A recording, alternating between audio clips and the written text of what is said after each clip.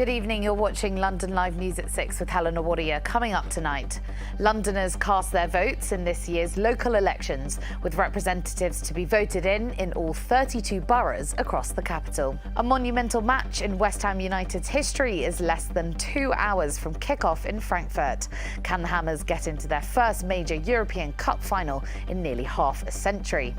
We'll have an update on London's weather in the next 10 minutes, plus the grand opening of East London artist Rose Hill's new mural that took 25 residents and 8 days to paint. And Drag Race royalty will be joining us here in the studio as the one and only Bianca Del Rio tells us about her upcoming tour hitting West London next week. First tonight, though, more than 1,800 of the 4,600 seats up for grabs in this year's local elections are here in London, where every seat in all 32 boroughs are being contested. Londoners have been out voting since 7 a.m. when the polls opened, alongside political leaders. Prime Minister Boris Johnson, opposition leader Sir Keir Starmer, and the leader of the Liberal Democrats, Ed Davey, were all seen heading to their local polling stations in the capital this morning to cast their votes. Well, you have until 10 p.m. this evening to cast yours before the ballots close. Nearly 2,000 councillors will be elected in the capital, along with 5 mayors. Now, the mother of baby P, who died 15 years ago after months of abuse, is set to be freed from prison after the parole board rejected a government challenge against its ruling to release her. Justice Secretary Dominic Raab condemned the decision to release Tracey Colony, saying it demonstrates why the parole board needs a fundamental overhaul. Tracey Colony was jailed at the Old Bailey in 2009 for causing or allowing the death of her 17-month-old son Peter at their home in Tottenham in 2007. She was released on licence in 2013 but recalled to prison in 2015 for breaching her parole conditions. The parole board has decided she was suitable for release, having rejected 3 previous bids and Mr. Raab's bid last month. A plane had to turn back to Heathrow after it emerged the first officer had not completed his final flying test. About 40 minutes into the Virgin Atlantic flight to New York on Monday, the airline stated the 2 pilots became aware of a rostering error. The plane reached the skies over Ireland before returning to the West London airport. The airline insisted safety was not compromised, and the plane departed again for New York with a replacement first officer. An East London man who was found with fatal stab wounds near St Pauls Cathedral has been named by police. Emmanuel Odenlami from Romford was discovered in Gresham Street in the City of London just before midnight on Sunday. Police officers tried to resuscitate the 32-year-old before he was taken to the Royal London Hospital, where he died. Police are continuing to appeal for information and ask anyone with further information to come forward.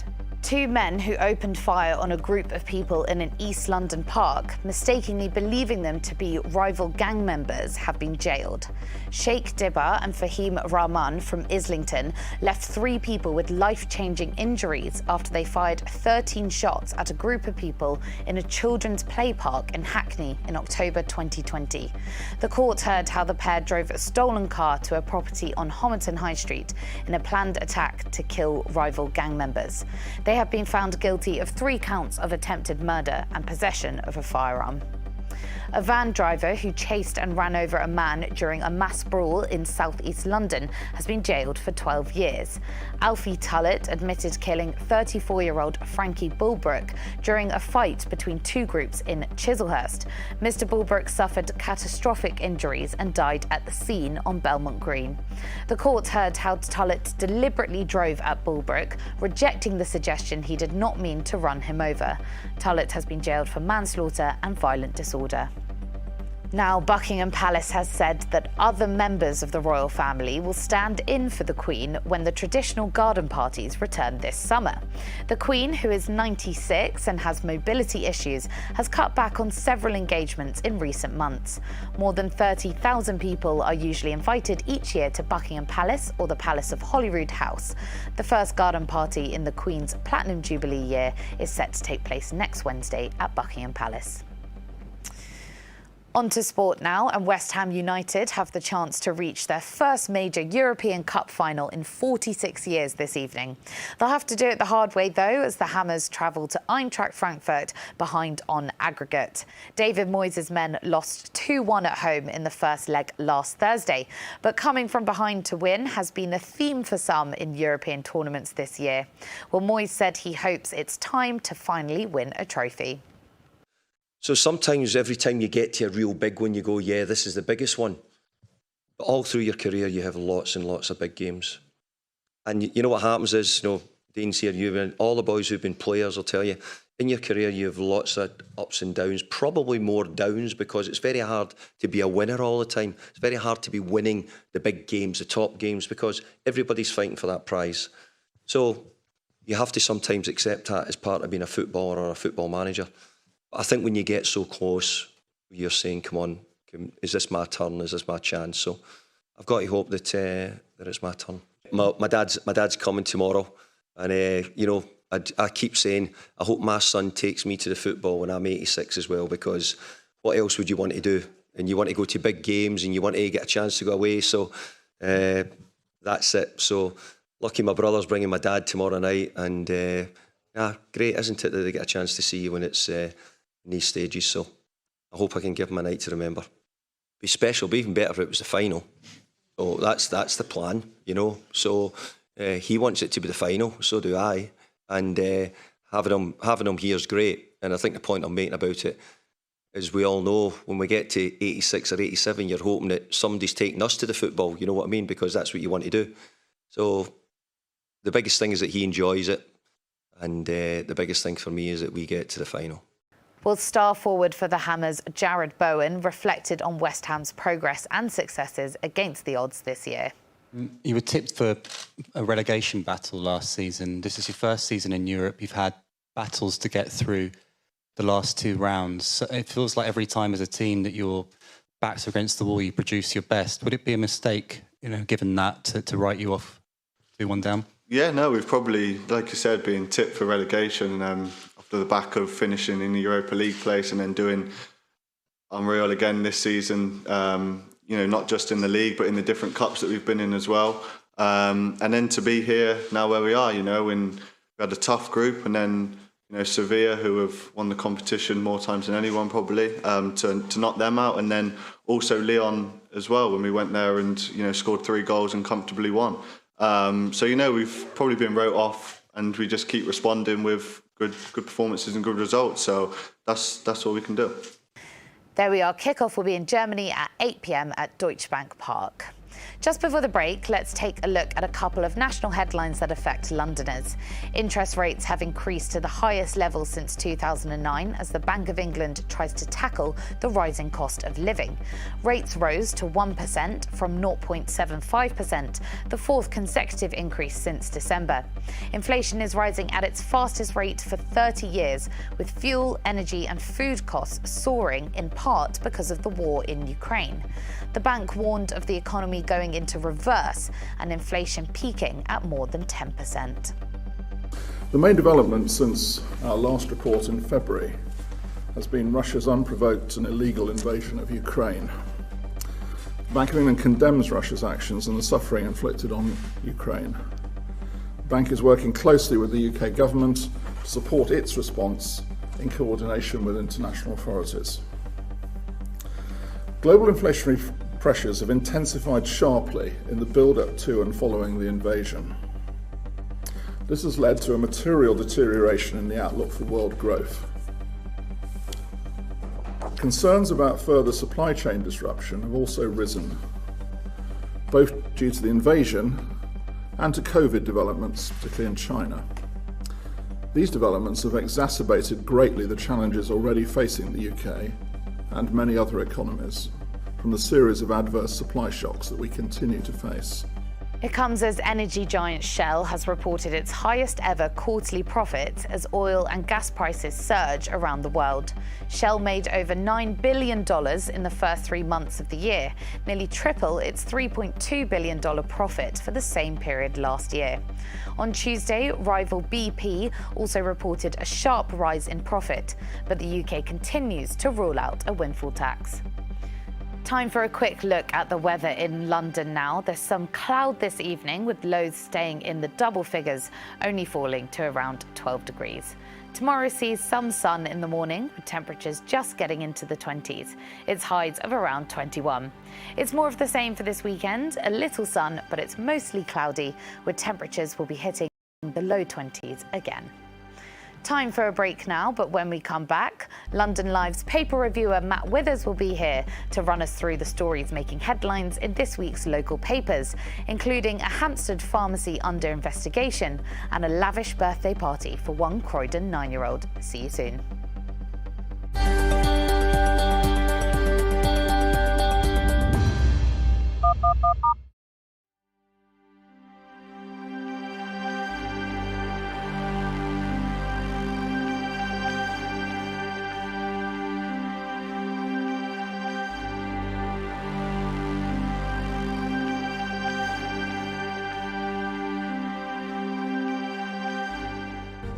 From breaking news to headline events, the latest trends and places to be. You can now keep up to date on daily life in London across London Live's social platforms. Start the day with an update on the travel and weather, and know what's on around the city and what's being seen by others. With stories from London Live's team of reporters and your videos of the news moments that matter. Minute by minute. That's London Live News on Twitter, Facebook, Instagram and more. Find us at London Live.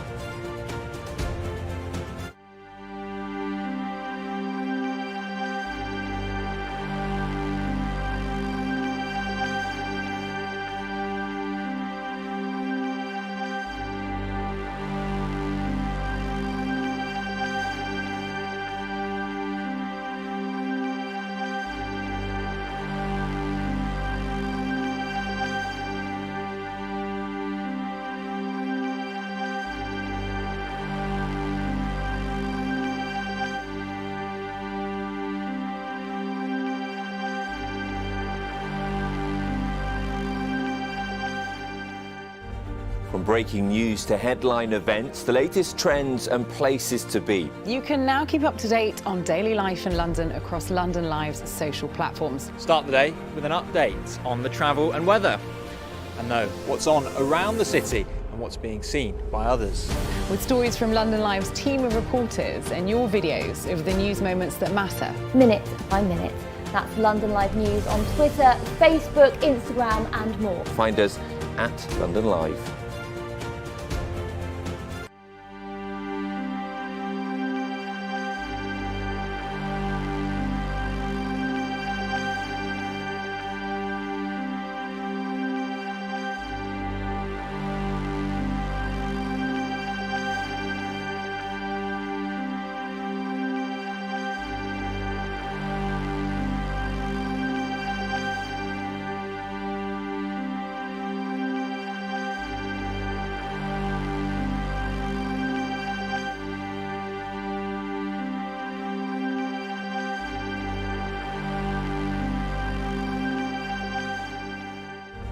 From breaking news to headline events, the latest trends and places to be. You can now keep up to date on daily life in London across London Live's social platforms. Start the day with an update on the travel and weather, and know what's on around the city and what's being seen by others. With stories from London Live's team of reporters and your videos of the news moments that matter. Minute by minute. That's London Live News on Twitter, Facebook, Instagram and more. Find us at London Live.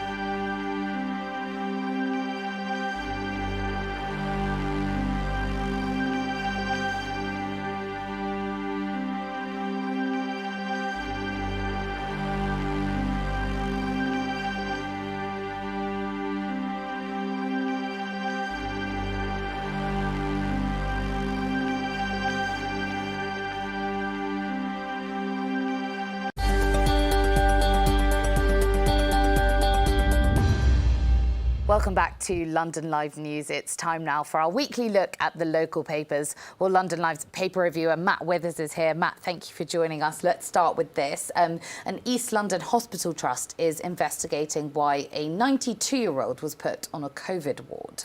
Yeah, this is a very sad story from the pages of the Romford Recorder. And this is, as you say, a 92-year-old former NHS worker who was placed on a COVID ward, which she actually caught the virus, which she didn't previously have. This is Shirley Everett from Elm Park in Hornchurch. She said it was a mistake to place her mother, Anne Kelly, on a coronavirus ward. Now, it's now been investigated by the Barking-Havering and Redbridge University Hospitals NHS Trust. Anne was taken to Queen's Hospital by ambulance in February with stomach pains. And then Shirley said she got a call that saying she'd been admitted to a ward but could visit. When she got there, it was taped off as it was a closed COVID ward. And they said that they tested her for COVID-19 on February the 1st and she'd been positive. But as they said, that couldn't be true because she wasn't in hospital on February the 1st. She'd been at home because they placed her on that ward. They couldn't remove her because she'd been on a COVID ward and there was a possible case of cross-contamination. And then she actually caught COVID. Now, it gets increasingly complicated. Eventually, she was able to come home, but then she was in considerable pain. She was obviously highly symptomatic then. She was taken back into hospital. But clearly, mistakes have been made and the family want answers. I think perhaps the most distressing thing about this story was the fact that the family weren't always allowed to visit her while she was so unwell. Yeah, absolutely. This is the case. She was on her own for a lot of the time, and this is, I mean, there'll be a lot of families reading this or hearing this and being able to identify this because so many people have got these heartbreaking stories about not being able to see people who are very seriously ill during the pandemic. They were eventually, they had to fight for access right at the end. They refused them initially, but then they allowed the family in just in time for Anne to tell them she loved them before she died. Shirley said, I'm not disputing that my mum would have died in time because her health was going down, but she definitely wouldn't have gone as quick. I strongly believe that if mum hadn't been on the COVID ward, she would have come home. And have the hospital trust said anything in response? Yeah, not a great deal, it should be said. They say, we appreciate this is a difficult time for Anne's family and we're investigating the concerns they have raised about the care she received. The Romford Recorder did put a number of specific questions to them, all of which they have declined to answer. OK, well, we will keep an eye on that. Let's move on to the Ham and High. Another investigation, this time for a Hampstead pharmacy. Yeah, this is another really good story, actually, from the local papers this week. This is a Hampstead pharmacy which has been investigated after outright admitting that it sometimes asks patients to pay extra for their prescriptions over and above what legally they're allowed to charge. The Department of Health has ordered this investigation into Keats Pharmacy in Rosslyn Hill after a heart patient claimed it refused to order his medication unless he paid more than the government set price, which is by law capped at £9.35 per prescription. Now, the pharmacy has not at all denied this. It's doubled down. It does ask patients to pay extra. They say that the NHS does not fully reimburse it for some expensive medications, causing losses for the business. And the manager's actually said that he welcomes the investigation because it would highlight the problem that they have. I mean, is this not a bit outrageous and also potentially dangerous? I mean, if people aren't getting the medication they need. Yes, it would appear so.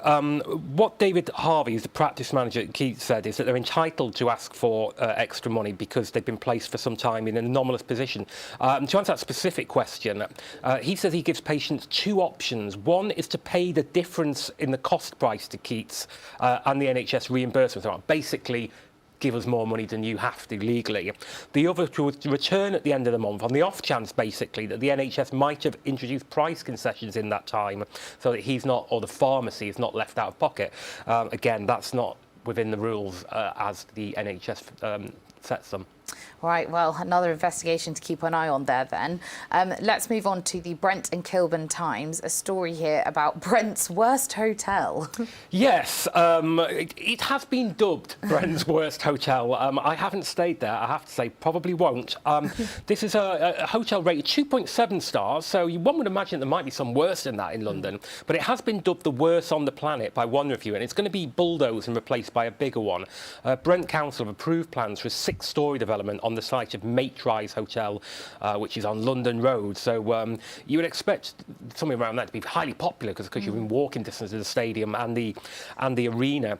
But they put in some of the reviews of it as it is. One guest described it as the worst hotel on the planet. Another said it was better than a squat, just described as dirty, tatty and shabby, the worst hotel I've ever been in my life.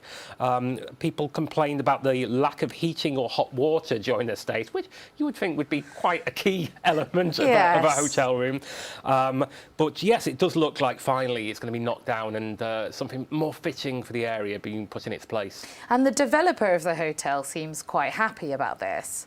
Yeah, absolutely. They say they want to continue to support the recent, what they say is tremendous growth, regeneration and employment in Wembley, which, you know, some people would say that. Some local people may have other views about the development there, but certainly it will be an improvement, one suspects, on what's currently there. Absolutely. Right, well, finally, let's look at this from My London. A great story about, quite frankly, a birthday party I want to be at.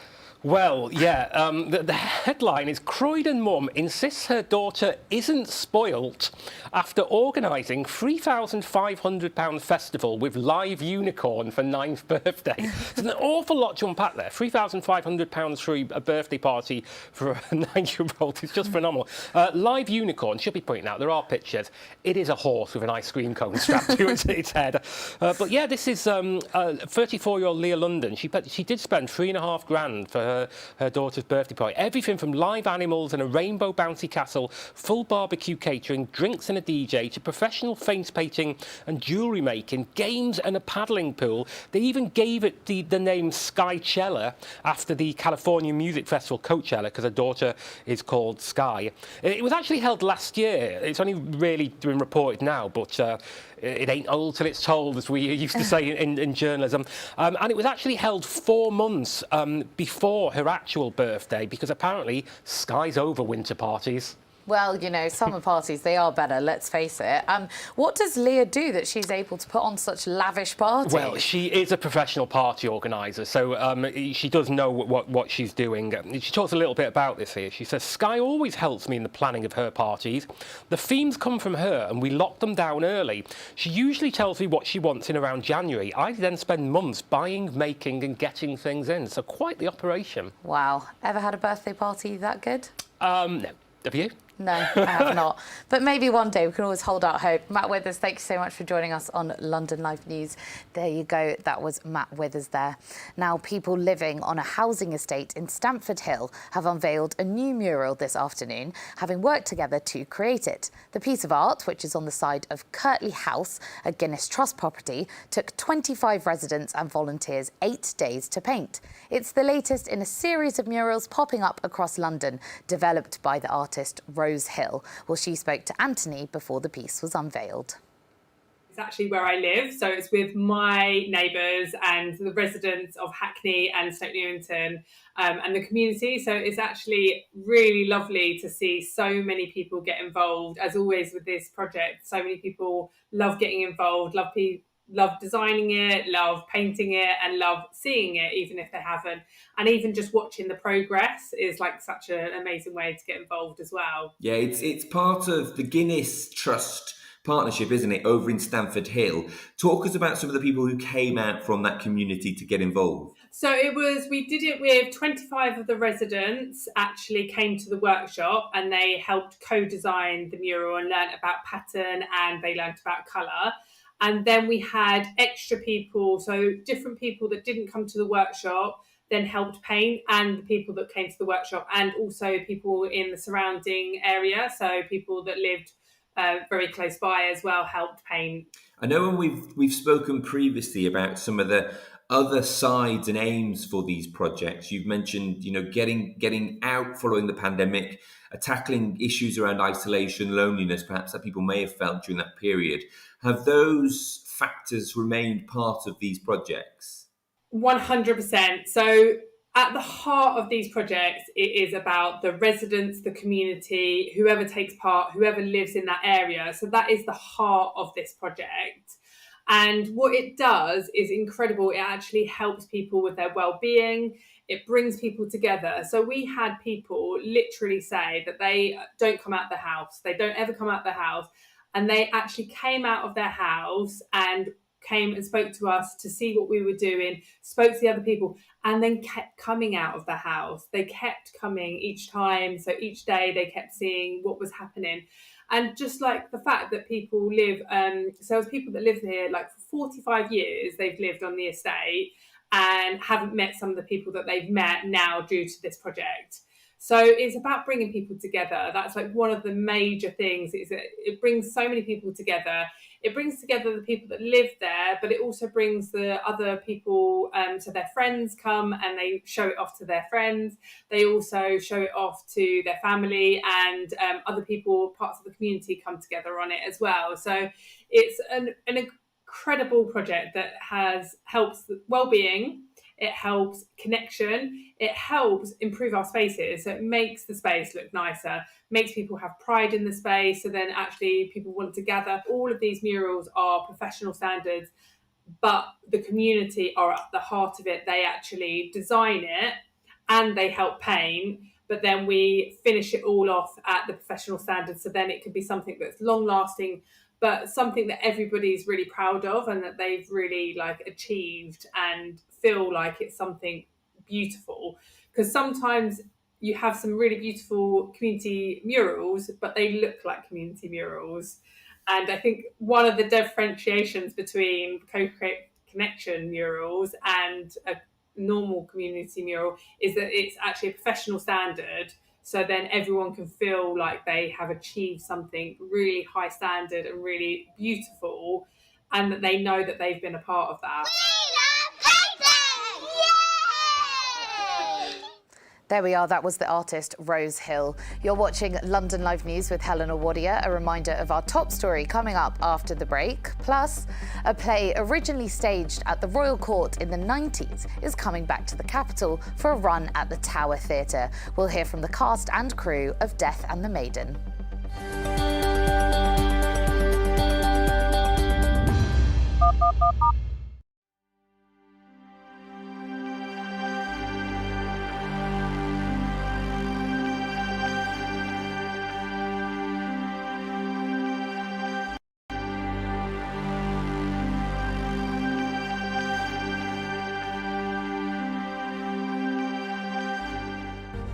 From breaking news to headline events, the latest trends and places to be. You can now keep up to date on daily life in London across London Live's social platforms. Start the day with an update on the travel and weather, and know what's on around the city and what's being seen by others. With stories from London Live's team of reporters and your videos of the news moments that matter. Minute by minute. That's London Live News on Twitter, Facebook, Instagram and more. Find us at London Live.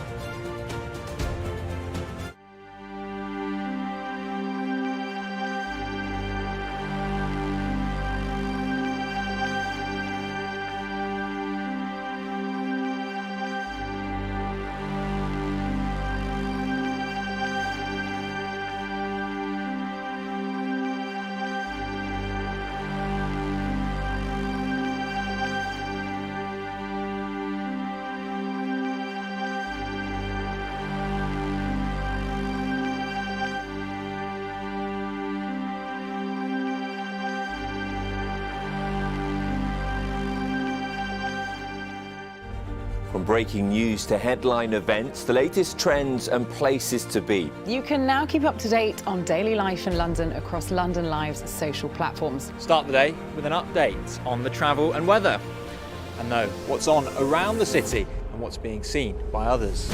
With stories from London Live's team of reporters and your videos of the news moments that matter. Minute by minute.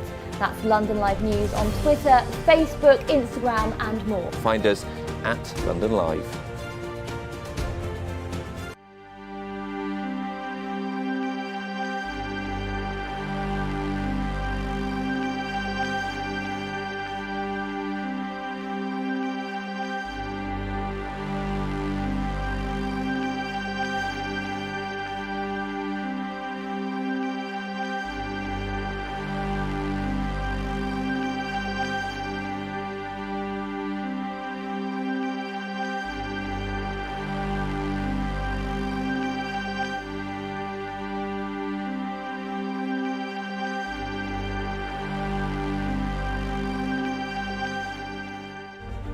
breaking news to headline events, the latest trends and places to be. You can now keep up to date on daily life in London across London Live's social platforms. Start the day with an update on the travel and weather.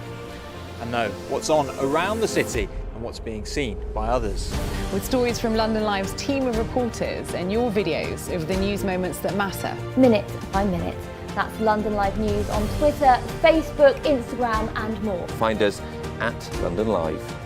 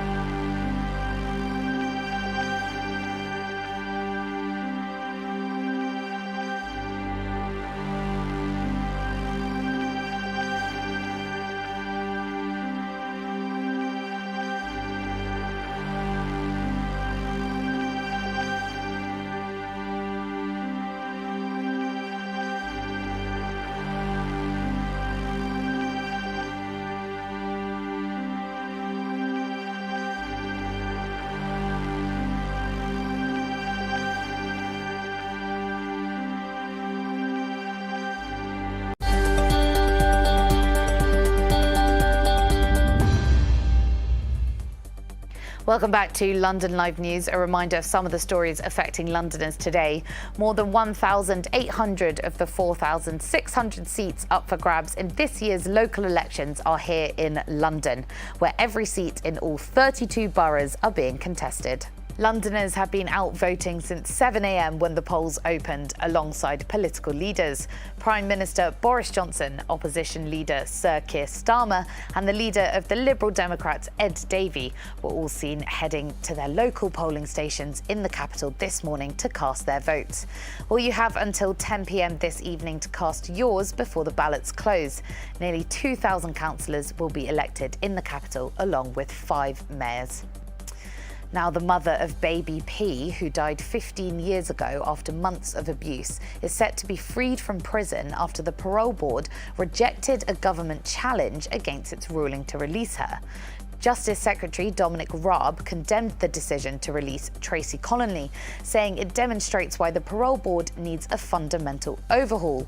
Tracey Colony was jailed at the Old Bailey in 2009 for causing or allowing the death of her 17-month-old son Peter at their home in Tottenham in 2007.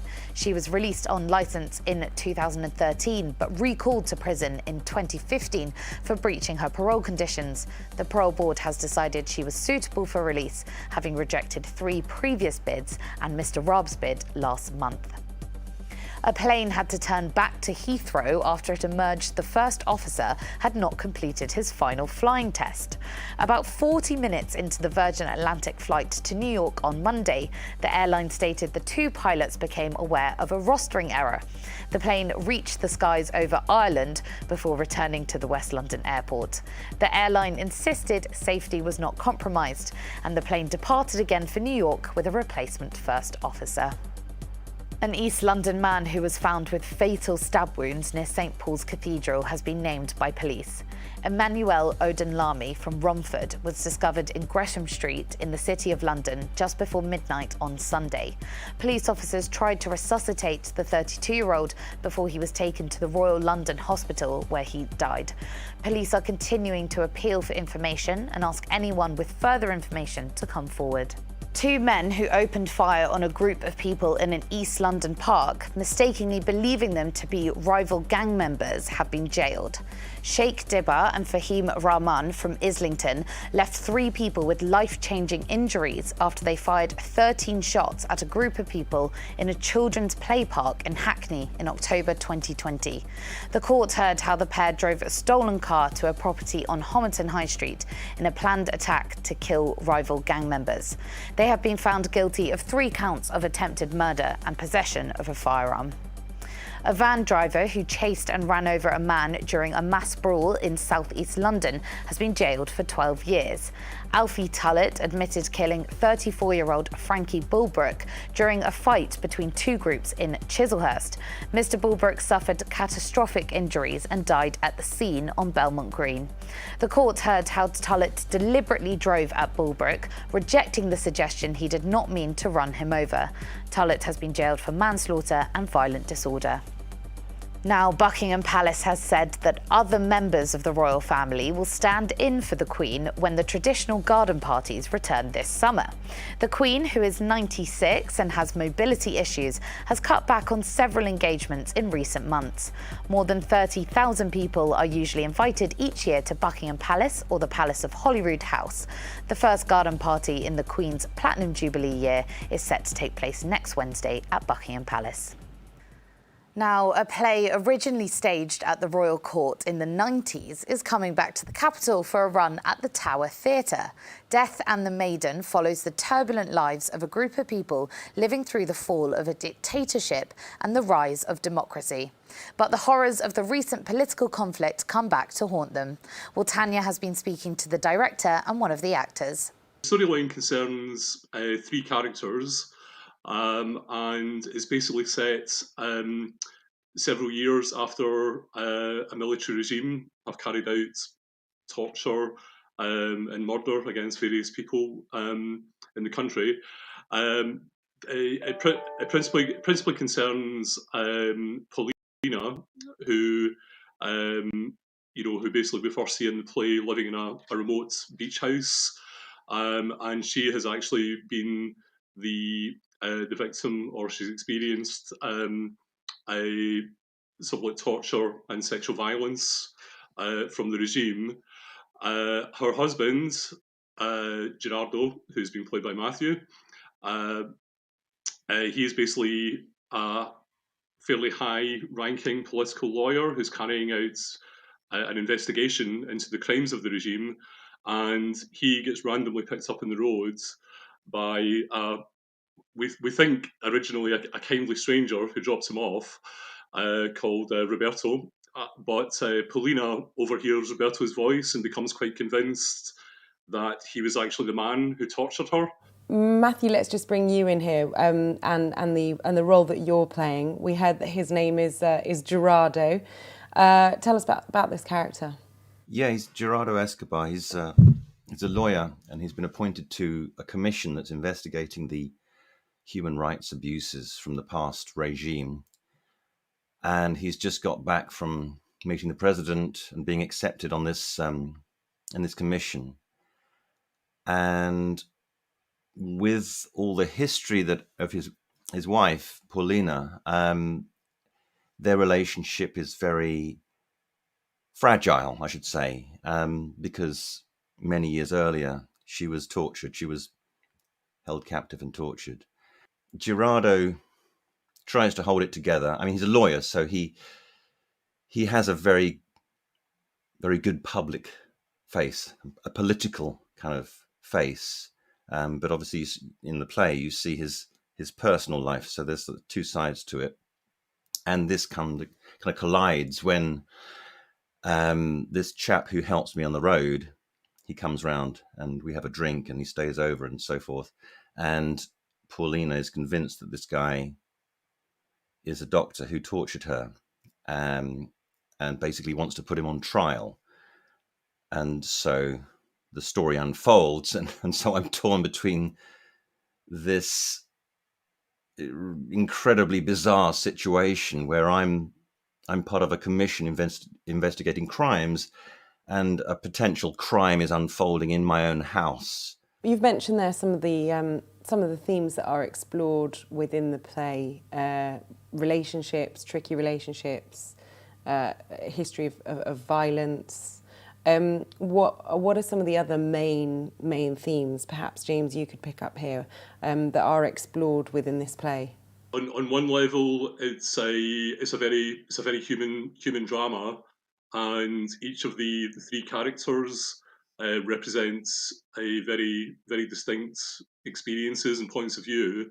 and like a lot of similar plays, there's a constant triangulation and battle going on between these three characters. And for example, Matthew's character Gerardo frequently gets caught in the middle of trying to sympathise and support his wife, while at the end of the day trying to prevent what he thinks is potentially going to be the murder of an innocent person. Matthew, some of the themes that are explored within the play that you've both spoken about, what would you say that any of those themes are relevant in what's happening in the world today that people can still see playing out now? Yeah, I think so. I mean, there's always a war going on somewhere, and there's always the result of that going on somewhere. And I think it's interesting. It's about the history of a country, how things are gradually unearthed and revealed, and how long it takes, and how much can be revealed. Things that you couldn't believe, but then I think that this was written in the early 90s. So fast forward to now, when we have 24-hour news, social media, where people are finding things out, but still there are things that are buried. Still there are things that remain secret. I mean, probably not secret for so long. So I think those kind of themes are still relevant. It's that idea, how could this possibly happen? But it did, and unpicking that. There we are. Death and the Maiden is on at the Tower Theatre until the 14th of May. Time for a final break now, but when we come back, yes, today, Satan, the one and only Bianca Del Rio of Drag Race fame will be here, and we'll be talking about her new tour, stopping off for 2 nights here in the capital. See you soon.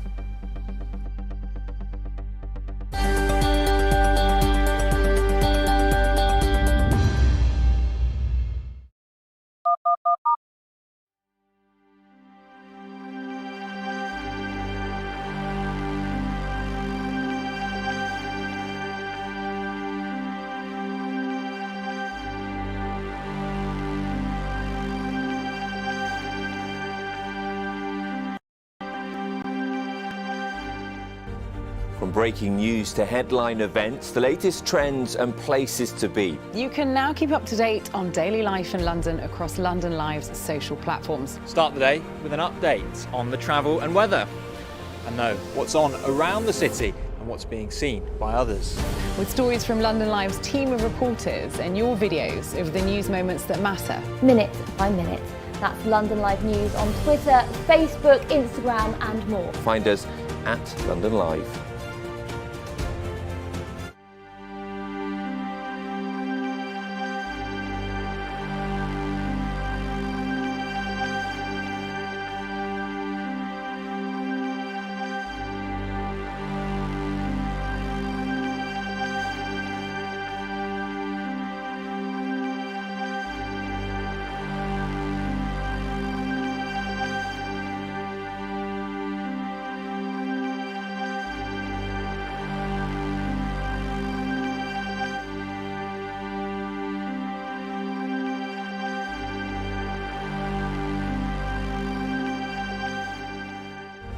From breaking news to headline events, the latest trends and places to be. You can now keep up to date on daily life in London across London Live's social platforms. Start the day with an update on the travel and weather, and know what's on around the city and what's being seen by others.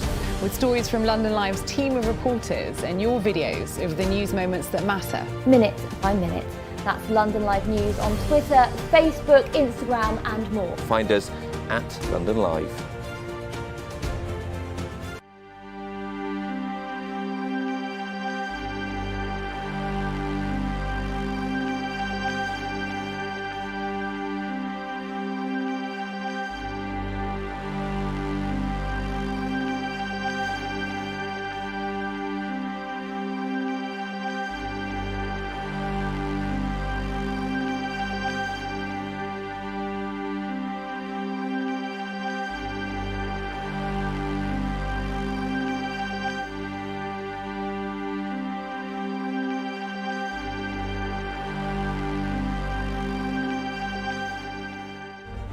From breaking news to headline events, the latest trends and places to be. You can now keep up to date on daily life in London across London Live's social platforms. Start the day with an update on the travel and weather.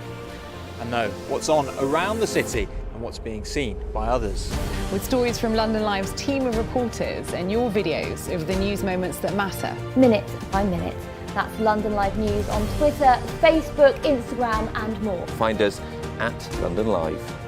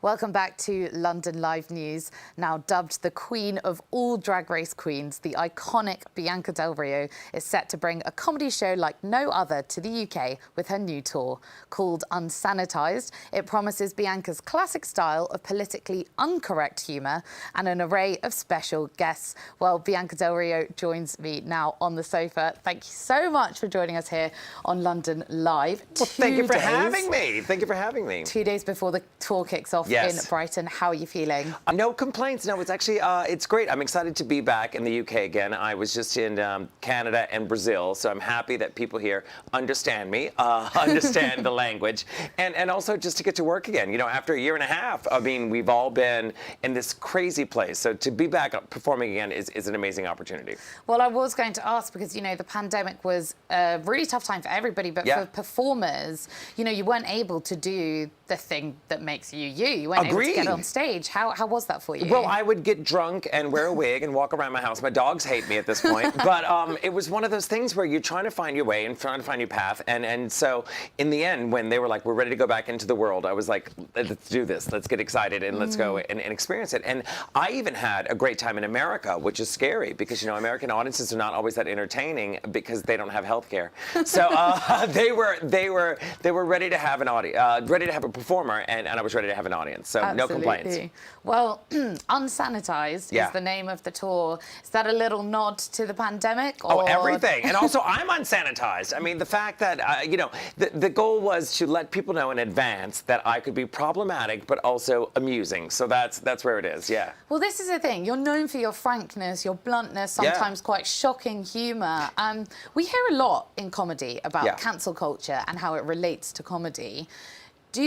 Have you ever stopped yourself saying a joke because it might be offensive? No, I'm a joke. Look at me. You know, it's one of those things. I look forward to entertaining people and also just saying that, you know, I'm a joke. Everyone should laugh. And that's what I think we've learned from the pandemic is that sometimes you have to find the humor in all of it. I mean, that's most important. You know, you have to laugh at it and enjoy it, unless you're Will Smith, and then that's a whole nother story. Oh, girl. Yeah.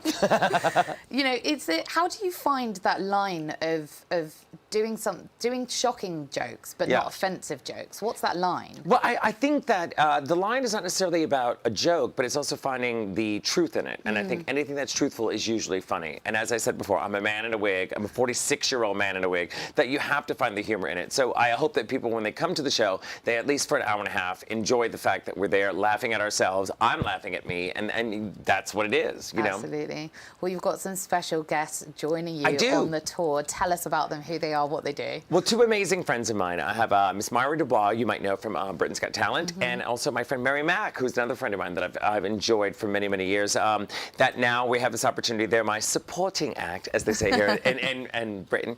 They're my supporting act, so they open for me, which is great because they kind of test the mood and get the audience going before I come out. So they're amazing and lovely. And one, Myra's doing the 13th. When you come out, is it all comedy? Yes. The music? What is it? I think, well, it's all comedy, and I always say this, expect the unexpected, because I never know what's going to happen. It depends on how much I drink. But it's the thing is that you go into the moment and you experience what it is, and obviously partial moments of the show is scripted, but kind of open to all opportunities. That's what it's about. And is there a huge amount of audience involvement? Always. This is what we like. Well, we have to now. We have to now, especially since the pandemic. As I said, it's finding out, for me in particular, I always talk to the people in the front row because I go, how much money did you make during the pandemic to afford this seat? Let's talk, because a lot of us weren't working. So I often ask, what's going on with you and how did you get to this point?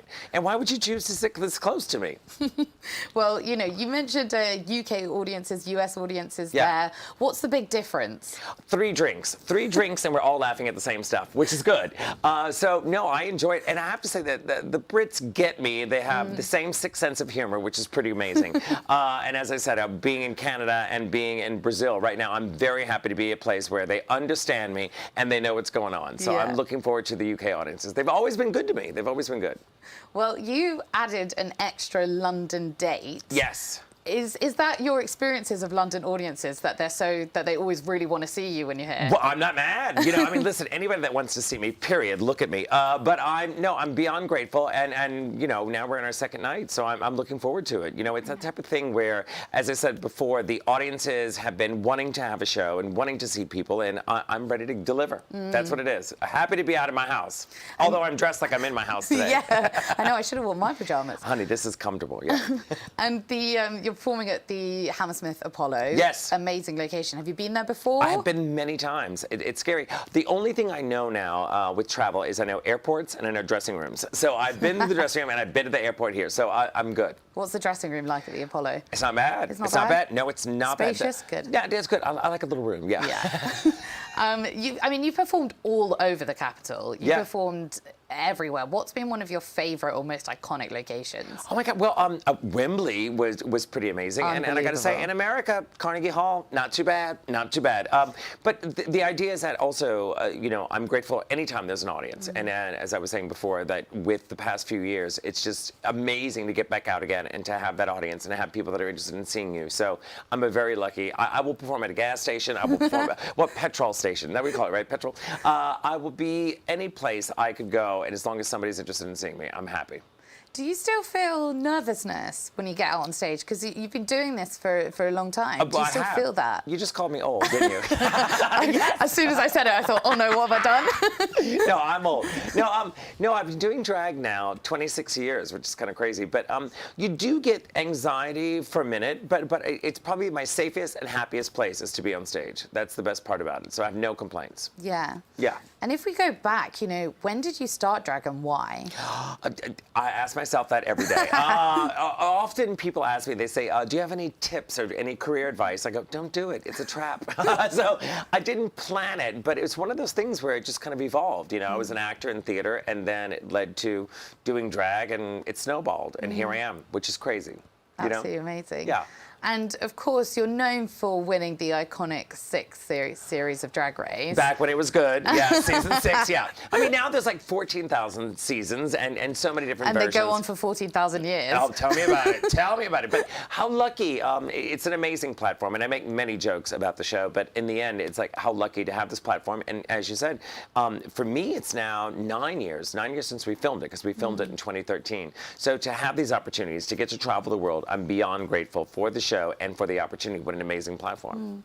Do you think that because of the popularity of Drag Race, that there's sometimes a little trap maybe that people think that drag is just Drag Race? Agreed. It can be tricky to most people, but as I said, I've done drag for 26 years, and it's not your whole life, but it was an amazing portion of my life. And I think that drag is different for each person. When people say, these are the rules of drag, there are no rules. Do what you want. People often ask me, should should I do drag, or is it okay if I do whatever makes you happy? If a wig makes you happy, go and do it, you know? And that's what it's about. And I do think that we're possibly seeing a bigger diversity in the drag scene now than ever before. Would you agree with that? Yes, and I think whatever brings you joy will bring someone else joy. I often say, you know, find yourself, as I sit here in a wig, find yourself and be who you are.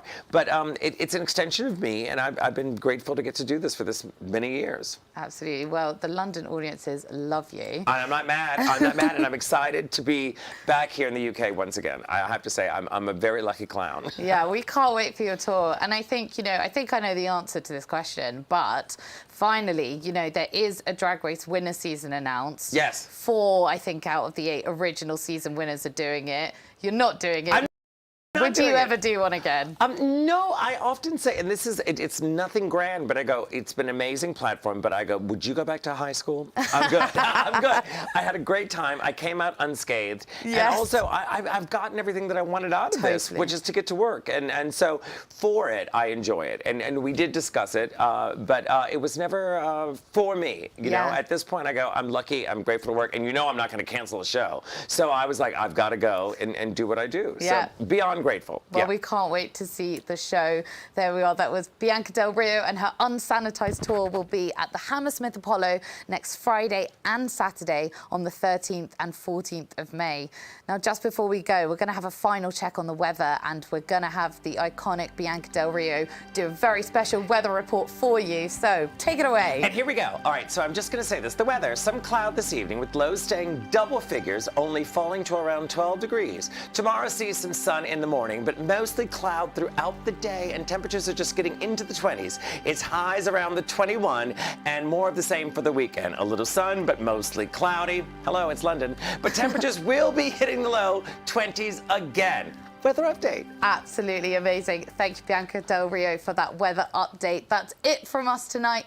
Thanks for watching the show, and we'll be back with more news from across London at 6 p.m. tomorrow. See you then. It's just going to be cloudy.